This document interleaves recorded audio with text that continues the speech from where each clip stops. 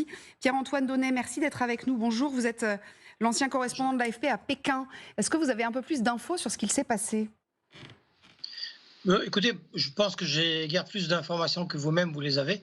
C'est les agences de presse qui diffusent ça, donc voilà. Mais ce que je peux vous dire, c'est qu'il n'y a rien d'étonnant dans tout ça.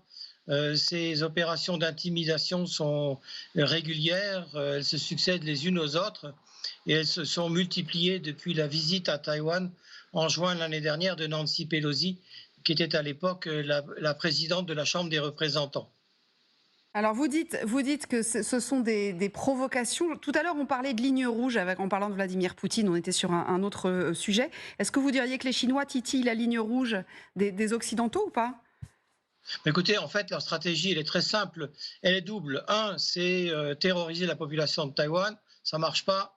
À Taïwan, la population est très sereine, très calme. Et le deuxième objectif, il est très simple, c'est de tester la défense taïwanaise et aussi la réaction des Occidentaux, et en particulier des États-Unis. Donc voilà, chaque fois c'est un petit peu plus, mais jamais au-delà de ce qui est vraiment une ligne rouge qui pourrait dégénérer en incident qui lui-même pourrait provoquer une escalade. Enfin, 26 avions et 13 navires militaires, c'est pas rien quand même, Catherine, hein. Surtout qu'en fait, les Chinois expliquent qu'ils ont réagi au passage de 2 navires seulement, américains et Les canadiens, Canadiens, ouais. dans le détroit de Taïwan, parce que les Occidentaux passent régulièrement, y compris les Français d'ailleurs, pour justement garder ce chemin ouvert et ne pas obtempérer voilà, on le voit très bien là, et ne pas obtempérer, au desiderata de la Chine, qui voudrait considérer que cet espace maritime lui appartient.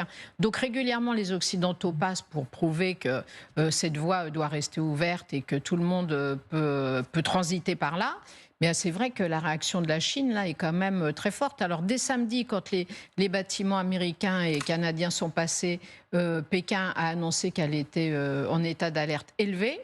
Et donc, effectivement, en réponse, il y a 26 avions, 13 navires militaires et un porte-avions qui ont été déployés, quand même. Donc, c'est dire à quel point les Chinois, effectivement, surréagissent à ce qui se passe avec les Occidentaux. Alors comment les Américains devraient-ils réagir à la surréaction chinoise, selon vous, Thomas Friand? Alors, je suis mal avisé pour donner des leçons de tempérance aux Américains. Il faut faire retomber la pression. Voilà, je pense c'est intéressant cette question parce qu'en fait, cet événement se produit, on pense qu'il est lié directement au passage de deux croiseurs américains et canadiens dans le détroit, qui au fond s'intéressent autant à la liberté de Taïwan qu'à la liberté de la circulation maritime, qui est un droit qui était un élément important du droit international et que la Chine veut supprimer en prenant totalement possession du détroit de Taïwan dont Catherine parlait. Mais il y a aussi, je dirais, la petite carte postale envoyée par Xi Jinping, qui n'était pas présent au G20 de Delhi, au président Biden, qui, dans une conversation, a eu la gentillesse de dire que la Chine ne serait jamais capable d'envahir Taïwan puisqu'elle était trop concentrée sur ses problèmes économiques.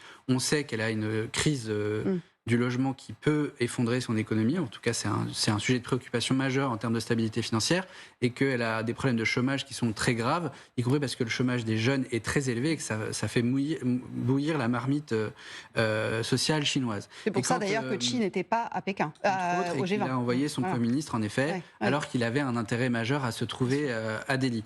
Et donc, quand Biden envoie ce message, c'est d'autant plus opportun pour les Chinois de montrer qu'en fait, ils sont tout à fait capables. D'ailleurs, les états-majors américains, la CIA, disent qu'il est hautement probable que, compte tenu du développement de ses capacités, de ses développements de planification, la Chine serait en mesure d'envahir Taïwan d'ici à 2027. C'est ça le diagnostic des états-majors américains.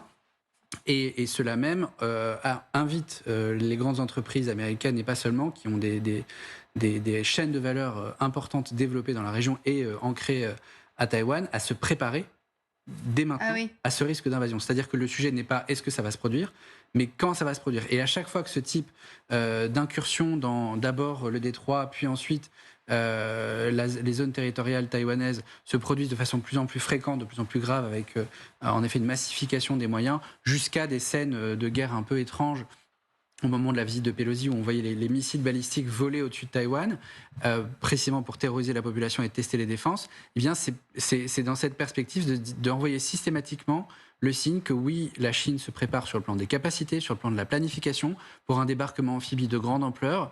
Et les États-Unis sont a priori assez peu ambigus sur l'avenir, c'est-à-dire préparons-nous parce que ne sait pas quand ça aura lieu, mais Ouais. d'ici à 2027, la Chine sera prête à faire. Et la seule certitude qu'on a, c'est que quand un dictateur dit quelque chose et affiche son ambition géopolitique, en général, il la tient.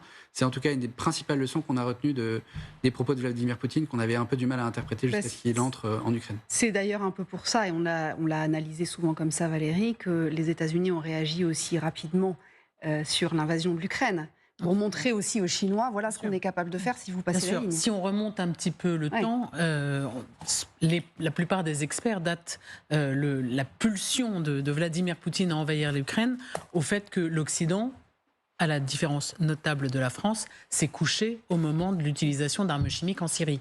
Donc, il s'agissait là pour les Américains de montrer que tout n'était pas possible à tous les dictateurs du monde, et notamment pas à Vladimir Poutine. Ce que je voudrais juste dire sur ce que vient de dire Thomas, sur Taïwan, la Chine, etc., c'est que effectivement, eu égard aux problèmes économiques gravissimes qui affectent aujourd'hui la Chine, l'idée de mobiliser, de tympaniser le peuple chinois sur le patriotisme et sur la grandeur de la Chine en question n'est pas tout à fait inutile et sans doute pas tout à fait étranger à ce qui se passe en ce moment dans le détroit de Taïwan. Oui, Salien, on est sur à quel niveau sur une échelle entre la provocation, l'incident et l'incident grave Je pense que c'est des événements qui arrivent régulièrement. Là, on montre ses muscles clairement. Moi, ce que je voulais surtout souligner, c'était militairement parlant.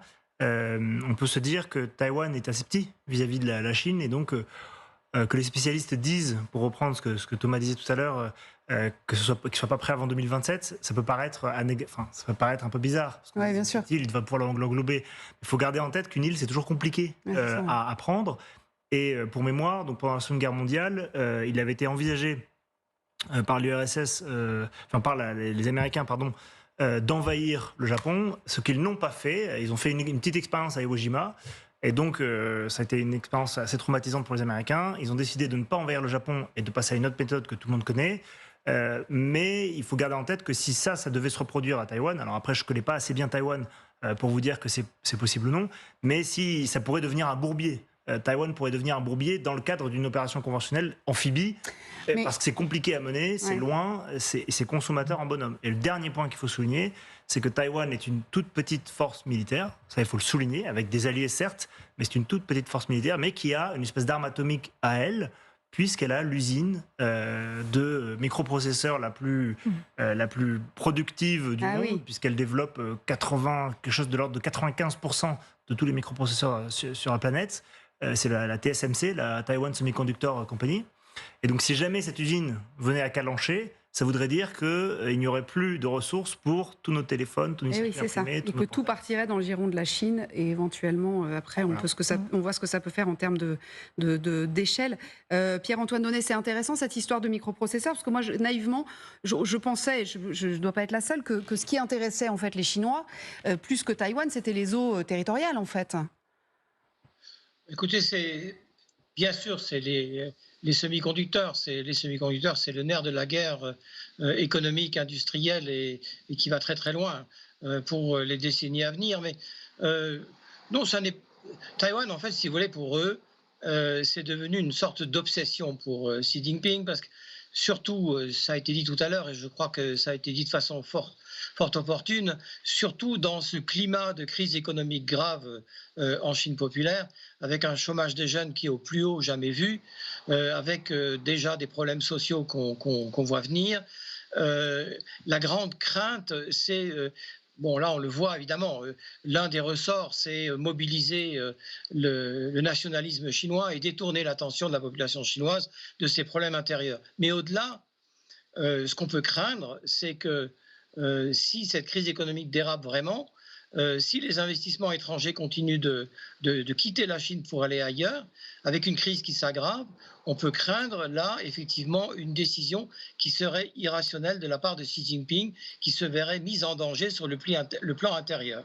Et là vraiment c'est le véritable danger. Donc on rentre dans une zone grise où c'est vrai que l'armée populaire de libération chinoise n'est pas prête aujourd'hui à envahir Taïwan, mais au pied du mur. Qu'est-ce que fera Xi Jinping? La question est posée, sachant qu'il n'est pas un aventurier comme l'est Poutine.